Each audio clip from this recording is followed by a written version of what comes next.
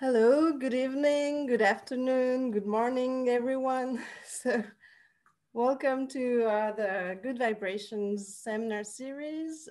Today we have our third occurrence, and we are very happy to have a Hawaii-based person, Ashley Chontos, and I've asked Jennifer Van Seiders from the steering committee to introduce her for us. So thank you, Jennifer. The floor is yours. Thanks. Hi, everybody. Thanks, everybody who's up extremely late to watch this. And for those of you that are streaming it later, we know the Hawaii time zone is a bit of a challenge. So I'm here to introduce Ashley. Ashley Chontos is a graduate student at the IFA, Institute for Astronomy, University of Hawaii. She's been doing her thesis work with Dan Huber on, she's an expert on exoplanet properties, and she's getting at those properties through astroseismology. She's a National Science Foundation graduate fellow here, and she is entering into her this fall. She's going to be on the market for jobs, and she'll finish up her thesis next year, provided everything goes according to plans. So with that, I'm going to let Ashley take it away and tell us about the work that she's been doing recently. Awesome. Thank you so much, Jen. Are folks seeing we're folks seeing my presentation? I think we just, let's see. We were, but it just stopped. Try sharing again. Okay. Where did my presentation go now? Oh, okay. This is kind of annoying. There we go. Sorry, my thing froze up. Oh no, where did my, of course, Keynote quit. I'm sorry. We had this all ready to go. I'm going now. Can everyone see that? Okay, awesome. So sorry about that. Thank you for the introduction, Jen. And I did want to thank the steering committee for starting such a wonderful initiative and for inviting me to talk about my work today, and one with an awesome name at that, by the way. I think Jen pretty much covered the intro, but for those that might have missed it or rolling in late, my name is Ashley Chontos, and I am on my 5th year at as a PhD student at the University of Hawaii at the Institute for Astronomy, smack dab in the middle of the Pacific. So I do appreciate those that are calling in at probably might be inconvenient times. The overall structure of my talk is on the left here. I know the title, let me minimize this. I know the title of my talk seems quite vague, but that's actually not the case. And I hope that becomes more clear throughout the talk today. So the short version is that I use certain characteristics about unique stellar populations to infer precise stellar properties and then precise planet properties by default, and then see what we can learn from them. And like during my PhD, I kind of switched between my metaphorical planet and star hats. So this talk is slightly tailored toward the astroseismology side, of course.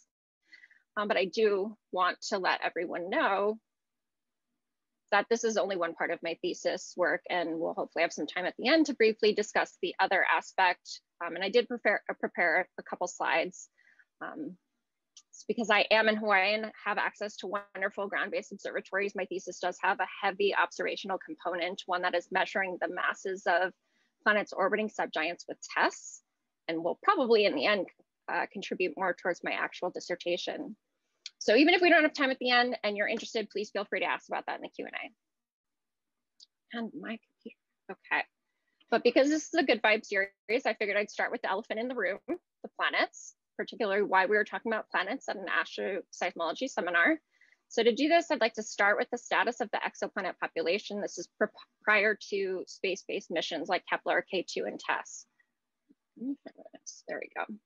Okay, so we have the planet size in Earth radii in the y-axis, and on the x-axis we have the orbital period in days, and planets are colored by their detection technique. The purple pileup is the well-known population of hot Jupiters. Actually, I say well-known, but the formation mechanisms for such planets are still a heavily debated topic nearly 3 decades later. But in general, giant planets seem pretty common, which is probably not surprising since they're easier to detect. But then Kepler came along and told a different story, one that was filled with many, many small planets.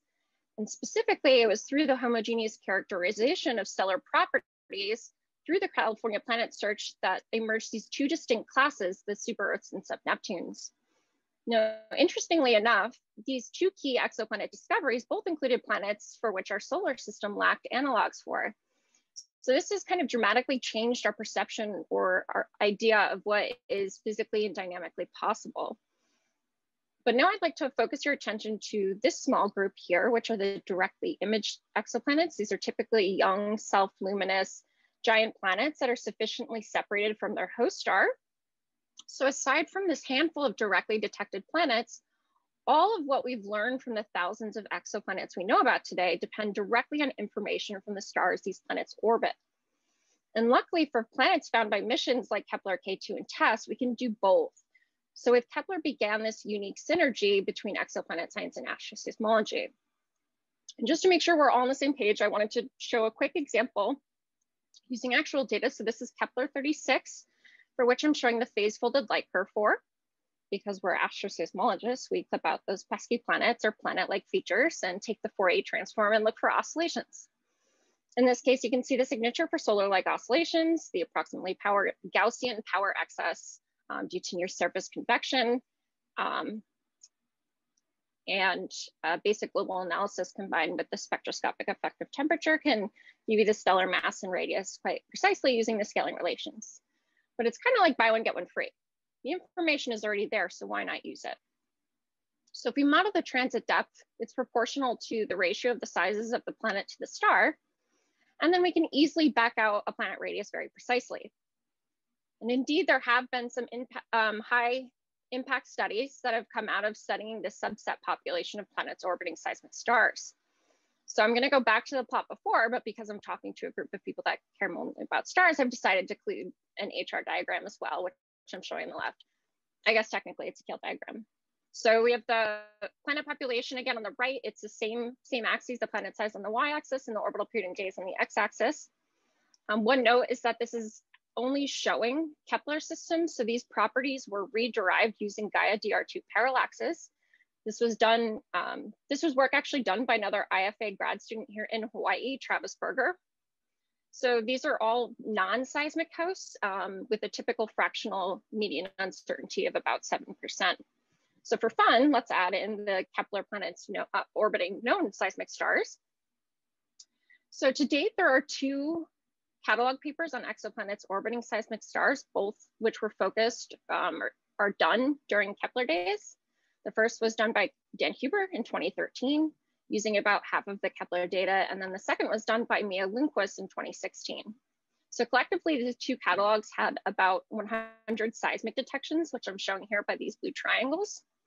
And now I wanted to highlight 2 interesting regions of parameter space that I'll actually keep on the plots throughout the remainder of the talk. So the first is the hot super Earth desert, or I guess technically now called the hot sub-Neptune desert. So this was a Nature paper by Mia Lundquist explaining that the paucity of planets in this region receive high incident flux from their host star, and if the planet is not mass enough, it'll strip away its atmosphere, resulting kind of in this dichotomy of planets, smaller planets. And then the second is a more recent paper by Vincent Van Eilen discussing that a similar effect can extend to smaller planets at longer orbital periods. And there are also many other reasons why this valley exists, and I'm not discrediting them, but that's kind of not where this is really going.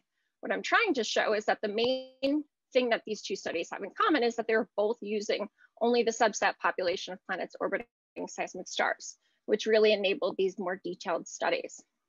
So we have several motivations for revising this study. For starters, the numbers are still small. We all know that Kepler was amazing and identified thousands of planet candidates, but that comes with a major caveat. And that's most Kepler stars are faint, which has been a major challenge for confirming a majority of these planets, many of which are still awaiting confirmation.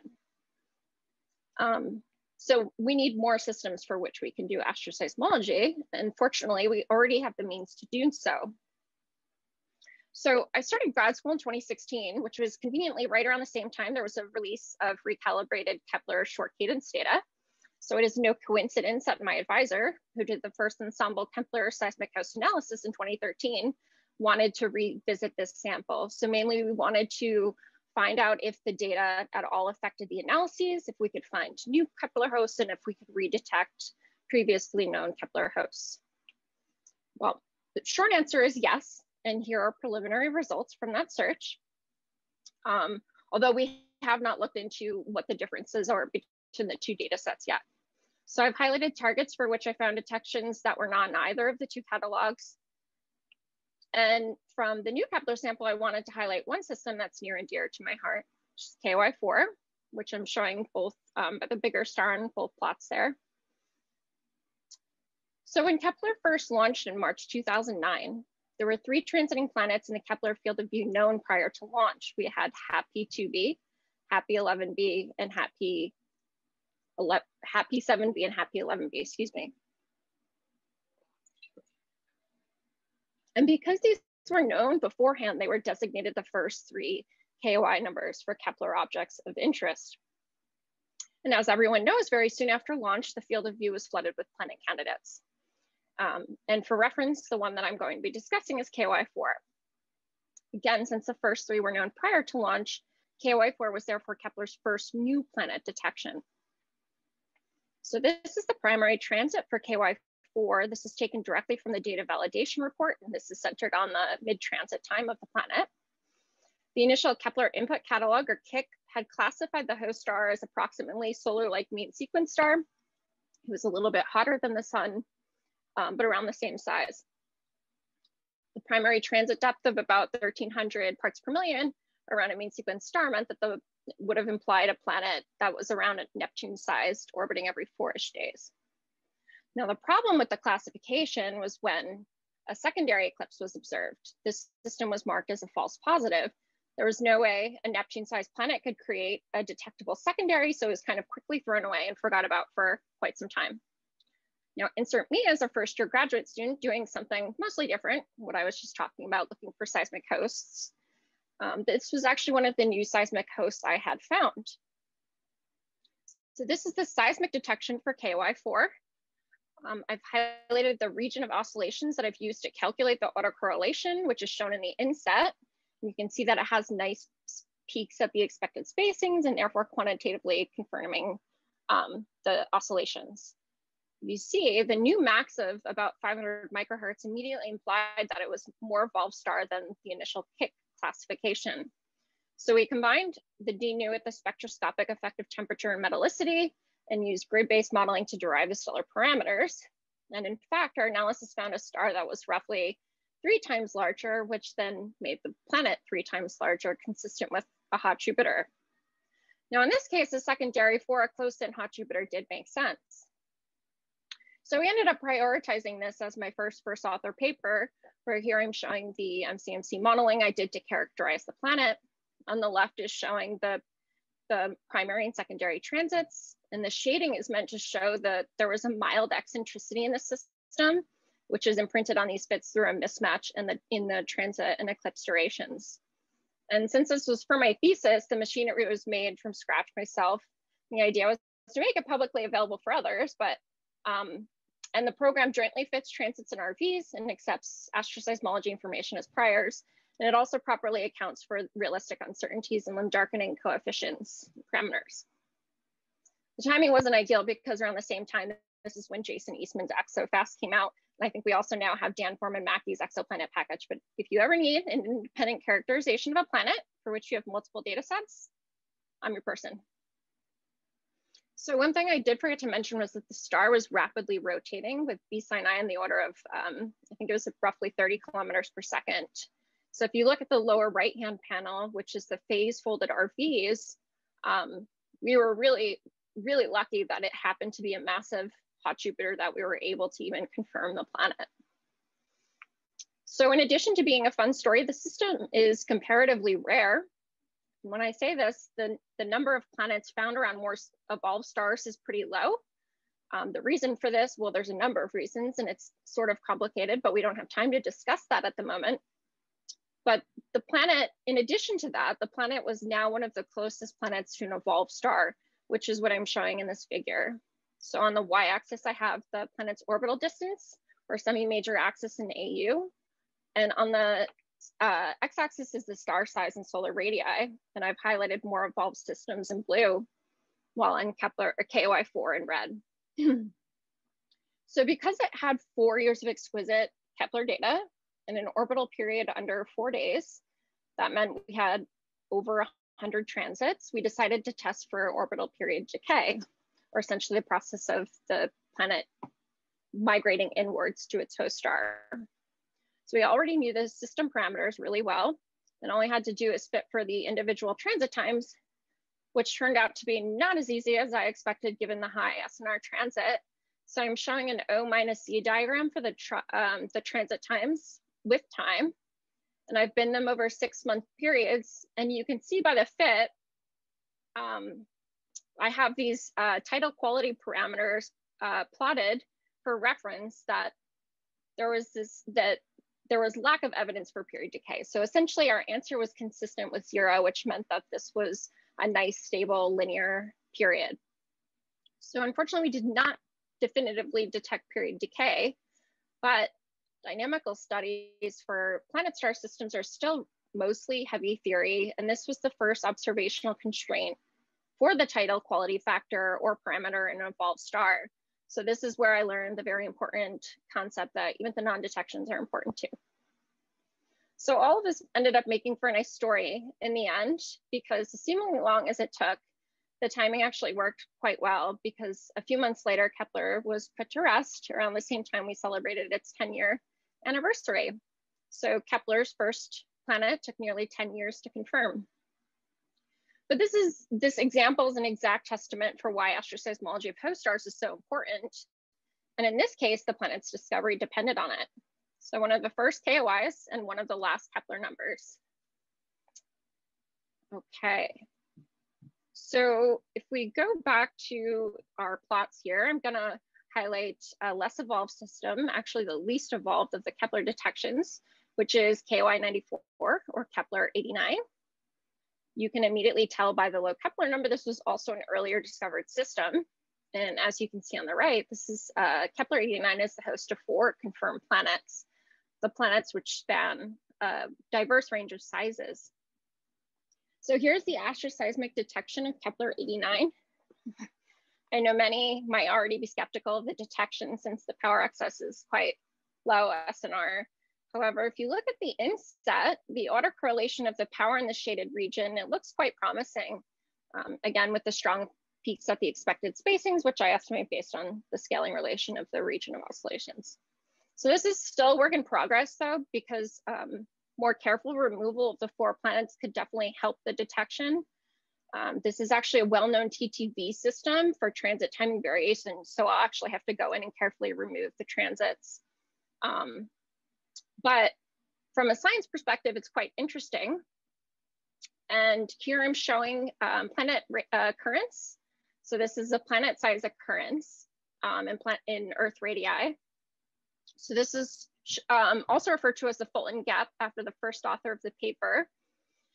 This is actually another example where astroseismology really helped the exoplanet community. The California Planet Search that was part of this paper actually used astroseismic log Gs to calibrate their spectroscopic log Gs to get that average typical uncertainty you see in the plot.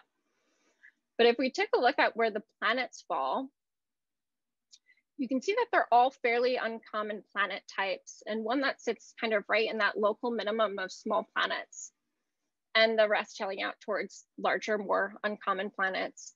So this is an example of one of the perfect systems to test different theoretical formation and evolution mechanisms, because when smaller planets straddle the gap, they said they can help differentiate between theories like photoevaporation or core-powered mass loss. So determining the compositions and densities of these planets would be really interesting. Okay, so moving on to K2. So Kepler's repurposed mission, K2, steered into different parts of the ecliptic for roughly 80 days per campaign. Now, astroseismology of K2 hosts is much less straightforward.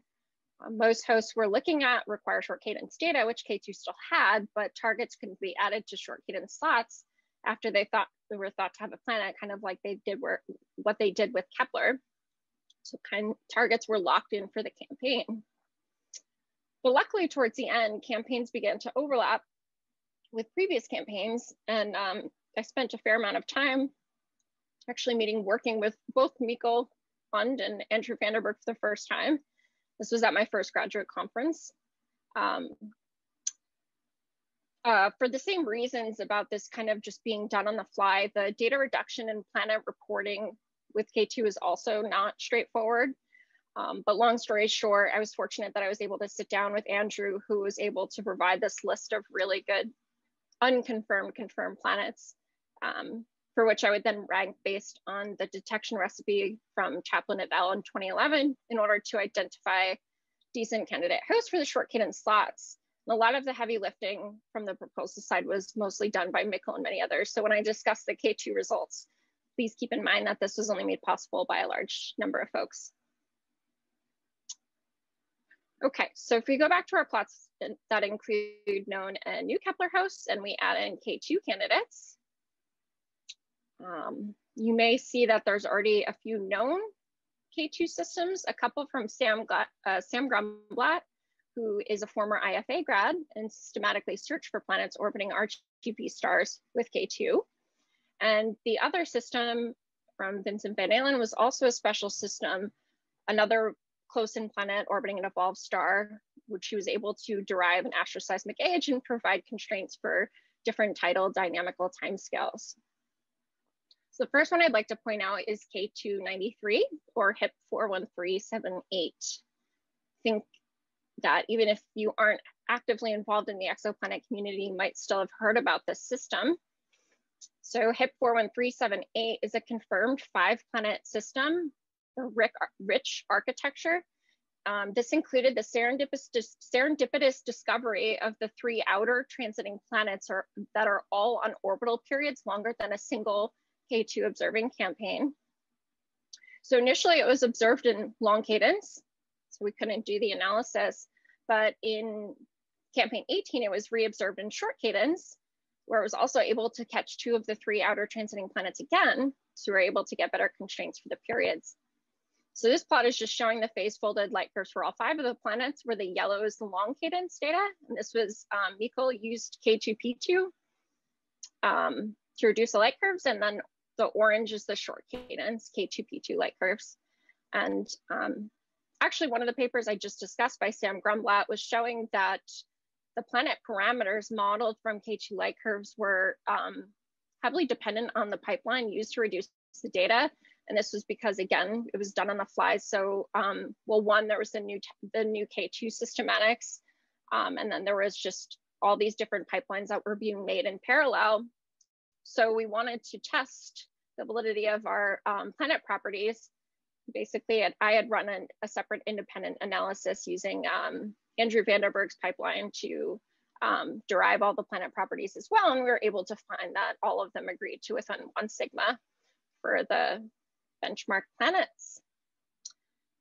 And then here's the seismic detection of K293. This is provided in the paper with a Nichelle diagram on the right. You can see we have the small spacing there. So we're able to derive a pretty precise age of about 2 gigayears for this K2 system. Okay, and now I want to highlight one new unpublished system, which is EPIC 2114-01787. Don't worry, I'm not going to say that again. So this system is a single planet candidate system. It's believed to host a sub-Neptune sized planet on an orbital period of 14 days. And in terms of science interests for smaller planets, these planet composition models are highly degenerate and require very precise masses and radii to distinguish between them, which luckily we can get from astroseismology. So here I'm showing the gorgeous oscillations on the top panel with a new max of about 1800 microhertz. And then on the bottom with the Nichelle diagram, when we took a look, initially we thought that we might see evidence of rotational splittings. It's still TBD, but if it's true, it would be extremely valuable to constrain the obliquity or spin orbit alignment of the system, which actually provides information on an imprint of the dynamical history of the system. So pending confirmation of this planet, which we will hopefully start observing in HIROS in September, we could potentially provide an obliquity and age for the system. All right, so moving on to TESS. As everyone knows, TESS is currently flying.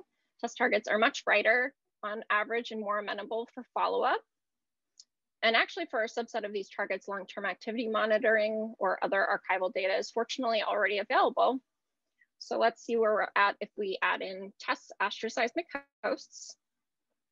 The first one I'd like to highlight is this one here, TOI 197, TESS's first astroseismic host.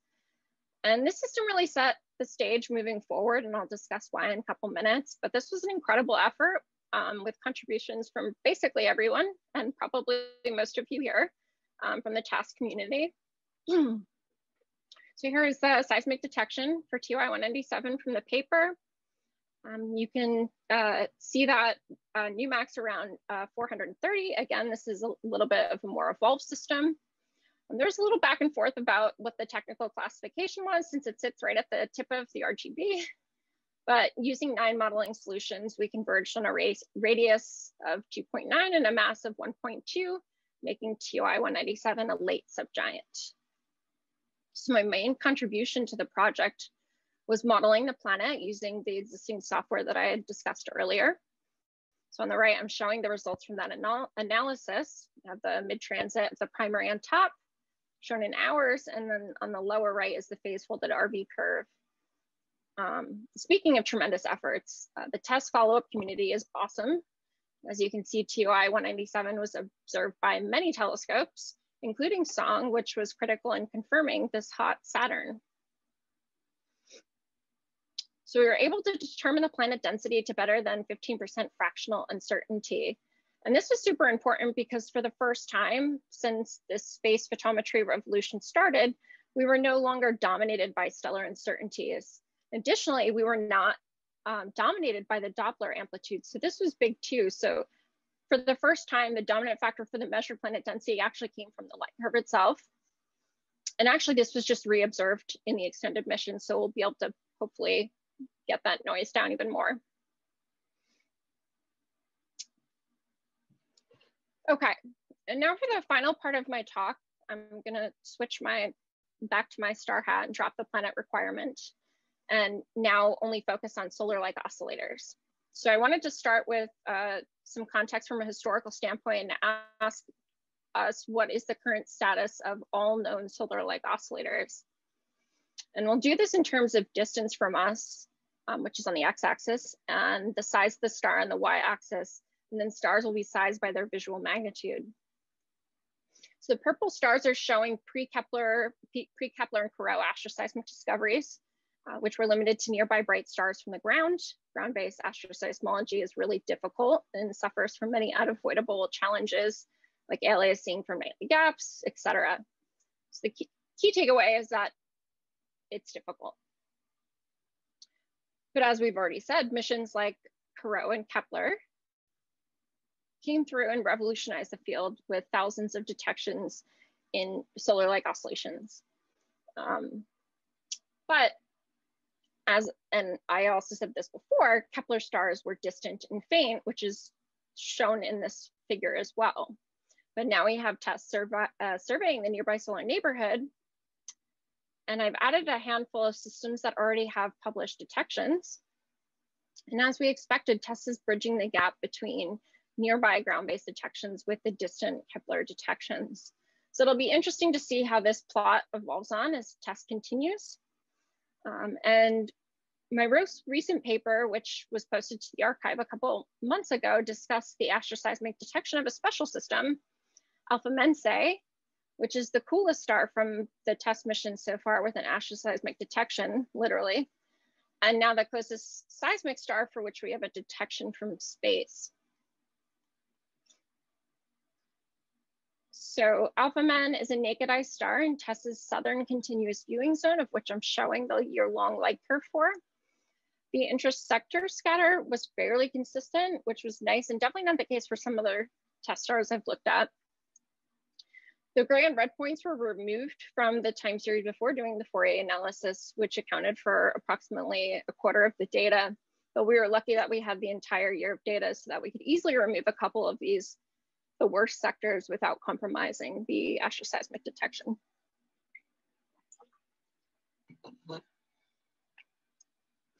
So this is the seismic detection for Alpha Men. in log-log scale on the left and in linear scale on the right. We modeled the stellar background contribution using diamonds, which I'm sure many of you have heard of, a publicly available tool by Enrico Corsaro, who's awesome, available, and responsible all the time. Thank you if you're there. The results of that fit are shown on the left there. We have the frequency independent, the white noise term with the green dashed line, and then the Harvey component with the blue dash dotted line, and the sum contribution from them by the solid blue line. And it preferred only a single red noise component. The second one was unconstrained. So the background model was then subtracted from the power spectrum, and this is shown on the right, centered on the region of oscillations. Again, we use the power in the shaded region to compute the autocorrelation. And again, the inset looks nice and peaky. So the higher nu max immediately implied that a higher nu max in the sun, immediately implied that it was a later type star. And this was consistent with the G7 classification from an earlier paper. Now the important, actually the more exciting part of the discovery was that there was a known bound mid to late M dwarf companion. And this was first discovered by Eggenberger et al. In 2007, or at least that's what their initial classification was for the M dwarf. M dwarfs are notorious for their slow evolution, but for fields like gyrochronology, which produce rotation-based ages, are actually really promising for aging later type stars, but generally lack calibrations in this regime. So fortunately for us, we could, the M dwarf was also resolved in Gaia DR2, which we could now combine this contrast with the astroseismic analysis to precisely characterize and age the M dwarf, which would otherwise be difficult to do. So here I'm showing the properties of the primary and secondary on an HR diagram on the right, plotted with 3 different isochrones, one that is closest to our derived age, along with a young and old track. For what it's worth, I've gotten this as a question every time, so I'll just say this now. I've tried with everything possible to find evidence of rotation in either of the stars, knowing the value added for the calibrations to any of these indirect age methods. I think I took Lomskargel periodograms of every time series I could get my hands on, and so far nothing. I will say that while it's unfortunate, it does seem consistent with the inactive characterization from several surveys for the primary. So we expect that it would be less likely to show the spot modulation, at least on a detectable level.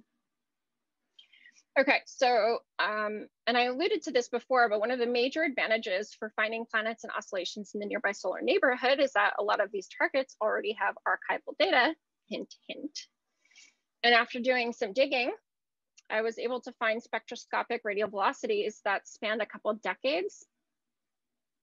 Some of this is archival and some of it was given via private communication, but regardless, the data was already still there. A period of 11-ish years was noticeable to me by eye. And then we used the publicly available GLS or generalized Lomskargel periodograms, which are ideal for unevenly sampled data in this case. And we derived a period of 13 plus minus 1 years for this stellar activity. But there are many things that can mimic a longer period low amplitude variation, aka a planet. So this is why I'm showing the bottom figure as well, which is showing the time series of the calcium-2 emission, which we expect to be correlated with stellar activity. And as you can see, we conclude that the two do seem to follow the same trend and conclude that the RV signal is intrinsic to the star based on the confirmation using several independent data sets shown here. And so now we go back to, if we go back to thinking about planets and take a look at this direct imaging plot from a recent review by Ross Belikoff in 2015, this is kind of showing the past, present, and future for direct imaging missions. So on the y-axis is the magnitude or the contrast, and we have the separation in arc seconds on the x-axis. Similar to what I was showing before, you can see in the upper right, we have our already directly imaged young self-luminous giant planets. We're basically entering the ground-based, extremely large telescope regime, where they say should be capable of imaging potentially habitable planets around the nearest M dwarfs in green. And then if you move down the plot a little bit to blue, is the future for space-based imaging missions, missions like LUVOIR, HabEx, Origins. These are all promising for imaging true Earth analogs orbiting solar-like stars. And out of curiosity, I wanted to see if Alpha Mensae was on this plot, and sure enough, here it is. So Alpha Mensae does not have a planet, but is exactly the type of star that we'd like to find a planet around, because we have characterized it with astroseismology from space and have an estimated activity cycle, the latter of which would help make it easier to find potentially smaller signals from planets buried beneath the RP variations. So in theory, Alpha Men should be a prime target for the next generation of space-based imaging missions. And it looks like I went fast because I'm coming up on my conclusions. So I will stop here and take any questions. Thank you.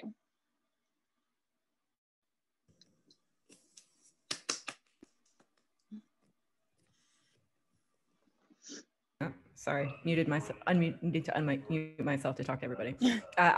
We're gonna go through and take questions for Ashley. If you guys could raise your hand, use the raise hand function to do this, it'll be easier, I think, to manage the large number of people are here. So just hit that, and I'm keeping an eye on the participant list, and I'll call on you to ask Ashley any questions. All right, I can start off. Ashley, are you, with TESS returning to the ecliptic with K2, is there anything there that you are particularly excited about for cycle 4 of TESS? You know what, that's a great point, and I hadn't even thought about that. I did think about this for Kepler, particularly one of the systems that I talked about before is going to be reobserved with TESS, but I did not think about K2 targets. That is a great point. I mean, it's likely they're going to be faint too, right? Which may or may not. But anyway, it could be a cool thing. I'm actually not quite familiar. Like, do you know what the observing length will be for? Like, I'm not totally familiar with how that will, how that survey is designed, or what the observing length is. Oh yeah, I don't remember off the top of my head whether it's one or two how many sectors it is, which is embarrassing, but maybe somebody else here knows and can post it in the chat. Sorry. I see Tim's got his hand raised. Go ahead, Tim. Thanks. Great talk, Ashley. Nice to see you and see everyone else. Nice to see you. Yeah. So can you go to your radius period diagram with the valley and the desert? Yes. Are we talking about this? Yeah, so I guess I got two questions with the figure on the right. One is, you found a star in the valley, and I'm wondering how interesting and important that is. And my second question is, in the green box, there are no seismology targets. So do you think all of those gray points are just there by mistake, and that if we had better stellar data, they'd disappear? Or are there some there to be found? Yeah, that's a great question. And it depends on who you ask, what they think the answer is. I know some people that will say that that is most definitely empty. I think that the same graduate student that procured like this whole data set from Gaia DR2 found that this might be like somewhat of a transient population, that the systems will move up and is not actually in fact empty. And to be honest, I'm not sure either way. It would be really interesting to find something there, but and as far as the target in the photo evaporation valley, I was also equally interested. This is a candidate system, so this hasn't been validated any of the validation papers. So it's still a candidate. We haven't done the actual proper modeling and stuff, so it could shift it up a little bit or down, but it's definitely worthwhile looking into, but I haven't done that yet.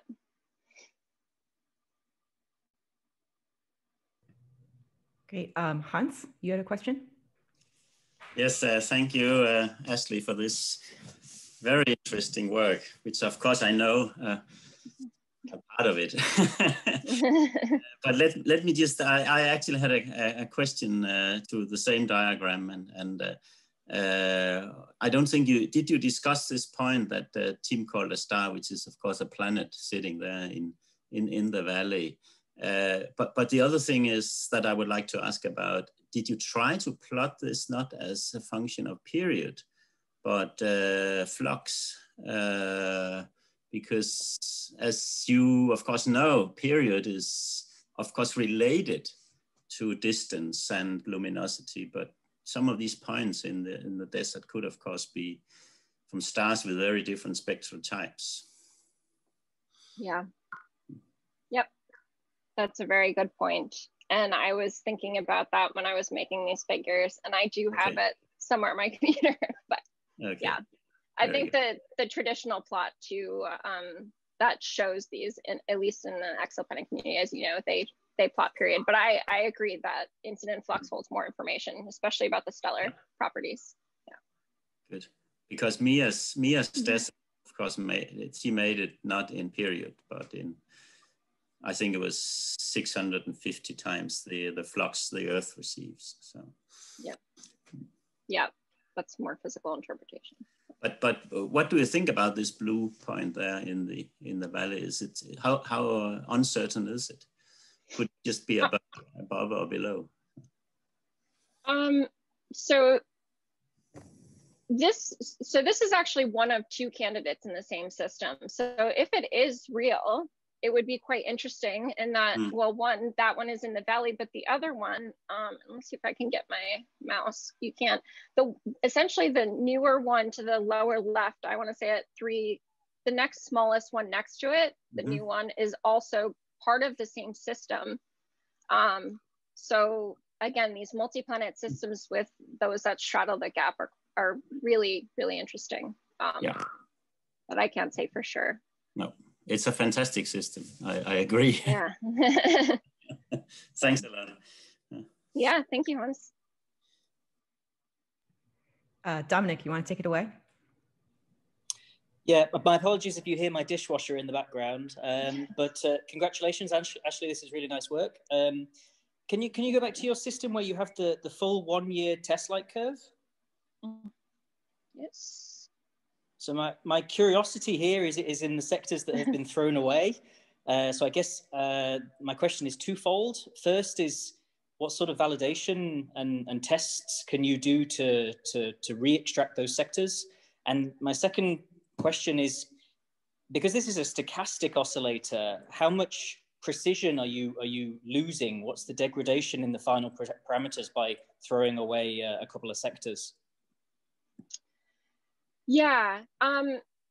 So yeah, you're not the first person that's asked us about the sectors and the seemingly periodic nature in the light curves. So I did look into this and recreated my own aperture and also looked at the standard aperture flux as well. And this was only present in the PDC, the preconditioned data.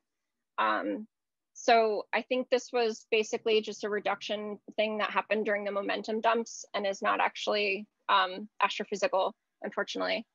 Now, as far as it is not an insignificant amount of data that we're throwing away, that's true. It's a quarter of the data, and we probably could have more carefully curated the data. I believe that there is a task light curve coming soon for this. So I would be interested to see how that, if it all affects the astroseismic detection. But in terms of like, I'm actually not showing the original power spectrum, which was basically almost at the same level of the power as the detection. But when you use like a traditional box filter, it pops out immediately. So the amplitude of it was quite small.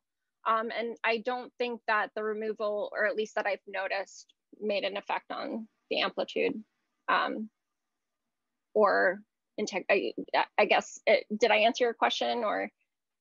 Yeah, I think you're right on the reduction being the problem here. I'm just curious in terms of like the number of pulsation modes that you detect. I mean, would you expect that to go up proportionally with the fraction of data that you're you're reintroducing? Does it work like that in such a star? I'm not so sure.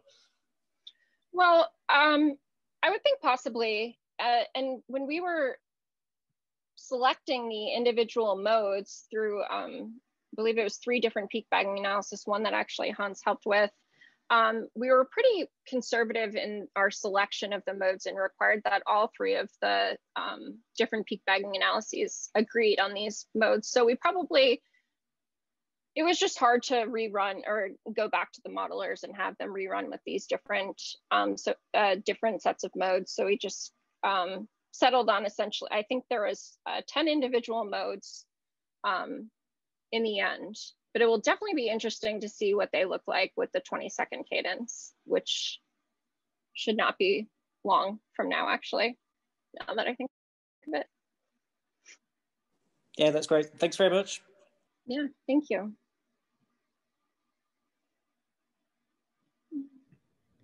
Anybody else have any other questions for Ashley? Dennis, go ahead. Hi, Ashley. Thanks for the talk. My question is not well, it's a bit of a question, but I think you might have looked at it or might not. So the plot that shows radius versus distance, whether you've tried to extend that to the giants and how that actually looks for the giants in terms of how the different missions cover that space, and including obviously Wire, which will have some bright stars. Yeah, that's a great point that I do not have the answer to or have thought of. I mostly work in the short cadence sets. And I think there are people that are better suited to answer this in the audience than I am. Yeah. Someone should make that plot, I guess. I'm sorry? I just said, yeah, someone needs to make that plot, I guess. Oh, I'd be happy to make that plot with the, this was actually something that Dan had the idea of putting together and provided this data set. So if you provide targets to me, I'm happy to make one that includes more stars. Cool. Thank you. Yeah, I guess, Dennis, there's not many giants within this parsec. No, but that's why I would like to see how it actually looks like for the different missions, because you have selection from telescope size and selection from giants being giants, obviously. Right. Yeah, we also have a version of this working for just the astroseismic hosts as well. So it will be interesting to see how both of these evolve.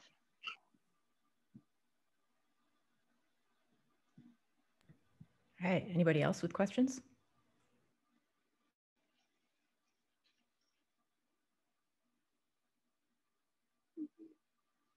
Okay, well, thank you very much, Ashley. It was a fantastic talk. I think you provided your email address if you guys have burning questions after the fact, or colleagues who watch this later and have questions for Ashley, feel free to ping her and ask her your questions. Thank you all for coming, and see you guys next time. Thank you so much, everyone.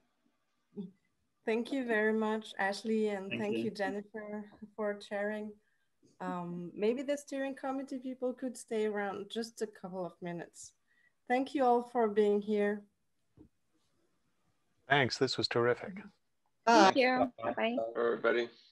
And thanks for the plot, Ashley.